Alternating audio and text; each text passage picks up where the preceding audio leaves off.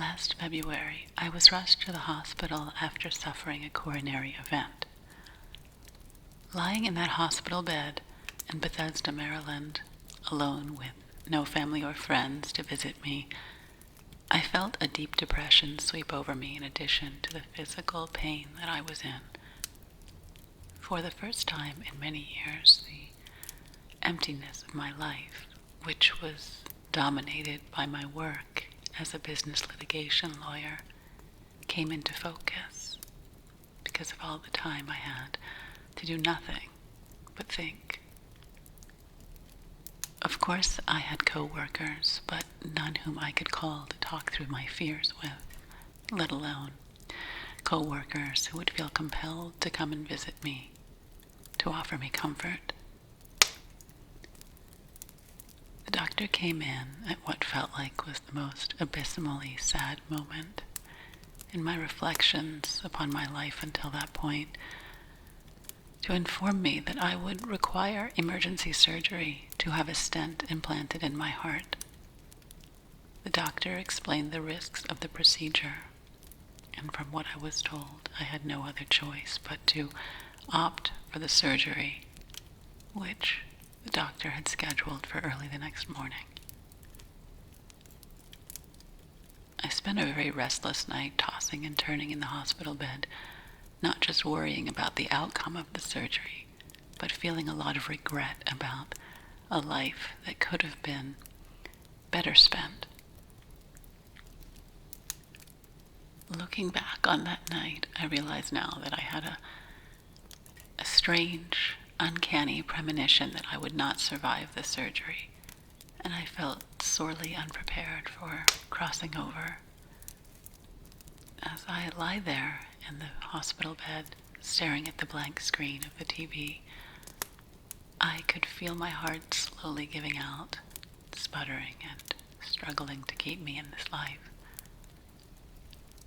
I don't think I slept a single minute that night, as I was wide awake when the nurses came to prepare me for the surgery the next morning. As they administered the anesthesia, I closed my eyes voluntarily and said my goodbyes to this world. Mostly I said, sorry. I apologized to myself, mostly out of pity. Within seconds, I was immersed in a darkness that I could not escape. I tried to open my eyes, but the darkness remained and seemed to be closing in on me. The deepest, most unshakable fear fell over me, and an unyielding sense of dread. A feeling of being trapped and utterly helpless. I heard heavy breathing all around me, and the air filled with the most putrid smell I've ever encountered. In a panic, I tried to move first my arms, then my legs, but it felt as though they were pinned down by thick metal shackles. I tried to scream, but soon discovered that I had no voice. The heavy breathing grew louder at times, then faded out at others, and I heard voices that seemed far away, then gradually moved closer, until I could sense that I was surrounded by several entities. Entities who exuded a very dark, dangerous, malicious energy. As the entities drew closer, a thick red light emerged and cast most of their faces into shadows, though I was able to make out some of their gnarled and ghastly features. Their repulsive faces were riddled with what looked like scars. I sensed some of these scars were from burns. Others looked like they came from deep flesh wounds that hadn't properly healed.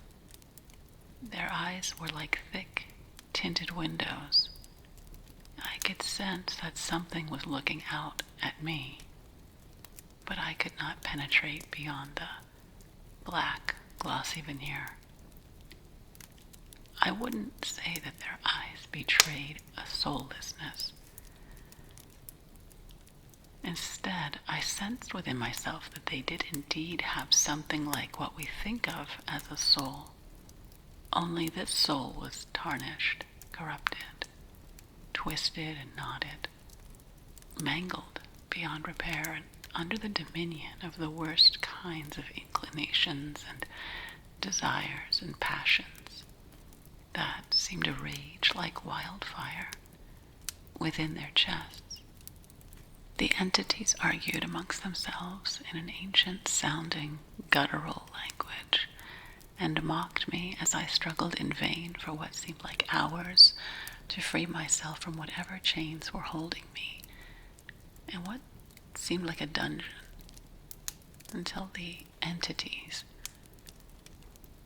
I've wanted to call them demons, until they lifted me from the cold, hard ground and dragged me by my chains down a long, putrid corridor that reeked of decay. The tight, narrow corridor branched off every so many feet, but the entities dragged me straight down the main one, which was lit by the same blood-red light that filled the dungeon room where I had first found myself. The corridor was shadowy, so I was unable to make out the details other than fetid, damp stone walls. Finally, at the end of the corridor, we approached a large doorway, and as we moved closer, I could hear the kinds of sounds you hear at a sporting event, only more violent and angry in their tone. As the door opened, I saw in front of us what looked like a gladiatorial arena, and people just like me were attacking each other with spiked clubs and knives, axes and spears. Throngs of these entities, just like the ones who dragged me here, cheered them on to even greater violence from outside of the ring. It was as if each of these competitors was fighting for their soul. They fought so viciously, so desperately. My body trembled all over with spasms of fear, so much so that I could hear my chains rattling. The entities mocked and laughed at me. "You're finished," one of them snarled. "There's no escape from here," another laughed. "Where's here?" I tried to ask, but I was still unable to speak. Even before the voices from outside sounded out inside my head, I knew the answer to this question. I was in hell. The crowd cheered and belted out an eerie, blood-curdling chant as I was dragged into the arena.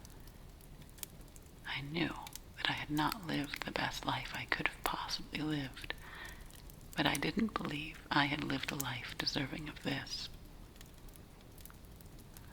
I'd always imagined hell as a place for murderers, especially serial killers. People who had the blood of many, even thousands, on their hands. It wasn't even seconds after I had this thought when one of the entities spit in my face, laughed, and said, "The worst kind of a murderer is one who doesn't know she's a murderer." These words cut deeper than I imagined any of those knives or swords soon would. I understood then that here in this horrific place there was only one kind of truth, and that is the kind of truth of a person's real character. In a flash, all of my sins and transgressions seemed to taunt me, and I realized it was as if all of what I'd hidden from myself as much as from others, was exposed in what little and harsh light there was in this place. As if the crowd of demons and the tortured souls they had pitted against one another had heard my thoughts and seen these sins, they began chanting, "Murderer, murderer." It was as if my soul was laid bare, and all the poor people we had exploited through litigations by the big corporations I worked for were exposing me for who I really was. Deep within myself, I struggled to find a way to convince myself, and then them, that a mistake had been made. To convince them that I had not killed anyone intentionally, and definitely not with my own hands. I searched the sea of receded, hardened eyes for some hint of sympathy, for a single entity who could plead my case and rescue me.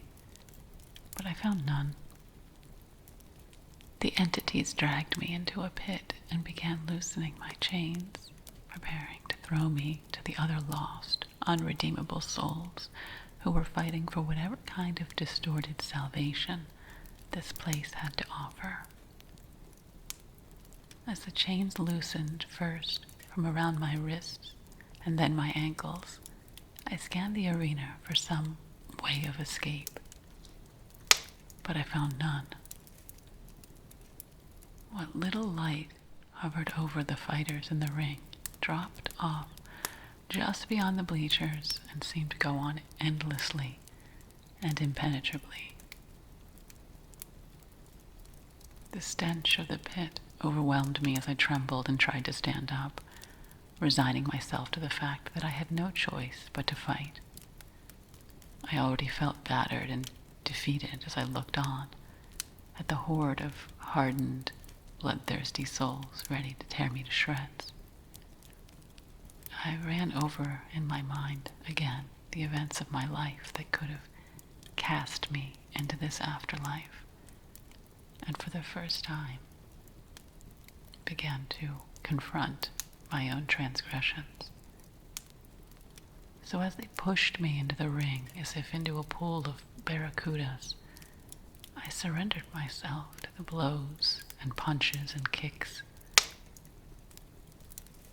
To my surprise, I felt a sense of peace, a kind of relief at being able to pay a fine for all of my offenses.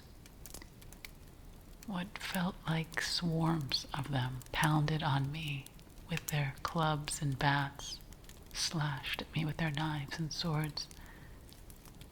I pleaded for mercy, for it to all stop. But each time I cried out, the attacks came on stronger and with more malice, as they cackled and crowed with delight like wild birds, and roared like debauched beasts. Each time I tried to hobble to my feet, I was thrown backwards onto the ground once again. I felt a sword pierce straight through my heart, and I screamed. But another followed, and then another. Each time I was cut with a sword, I cried out to God, to anyone who could hear me with ears of compassion and save me. And each time my screams, my pleas were returned with maniacal laughter. Suddenly, and I don't know what compelled me to do it. Maybe it was the rawness of my heart, the excruciating pain in my chest that reverberated through my entire body. I called out to the universe, to God. I promised, I will set things right. Please, just send me back and I will put everything right. I'm sorry, I muttered, but the assaults came on faster and more crushing than before. And then everything started to fade out. Even the sound of the pitiless, taunting laughs that had been echoing around me. The last thing I remember before I awoke on the operating table was the sound of an axe dropping to the ground right beside my head. As I opened my eyes and saw the odd fluorescent light of the operating theater, an immense sense of relief swept over me. I'd never in my life been so grateful to see light, even if it was just artificial light. The sounds of the hushed voices of the nurses and the wheels of the stretcher as they wheeled me out were the most soothing lullaby I've ever heard. But for days and nights of my recovery, I held my eyes open as long as I physically could to avoid being sent back to that horrific place. I had an agitated, restless feeling during each day of my recovery, anxious that I would not be able to make a full recovery, would end up back there before I could fulfill my promise. I was even more anxious to be able to get back to work and atone for all of my transgressions. During that time of recovery, I had a lot of time to reflect and to plan and to think about how I would keep my promise. I'd never been so motivated to follow through on a promise. And while it's not possible to undo every action, every legal ruling, every document or court case that caused pain and suffering for those less fortunate, those without power and without a voice, my near-death experience, my time in hell, was more than enough to put a fire in my belly, to take a huge pay cut and quit my job as a corporate lawyer and apply my skills and my knowledge to advocate for victims who are the prey of these large corporations. I realize that no salary or bonus is big enough compensation for what would await me on the other side of death if I stayed on the path that I was on. After all, I consider myself among the lucky ones. I was given a taste of hell, and one taste is all anyone needs to be set on the right path and scared straight into following the light. Speaking of light, there isn't a day that goes by where I don't take time to be grateful for the fresh air, the warm sunlight, the feel of a soft, cool breeze on my cheek, the scent of herbs or flowers in a garden that I pass along my way to volunteer my services downtown.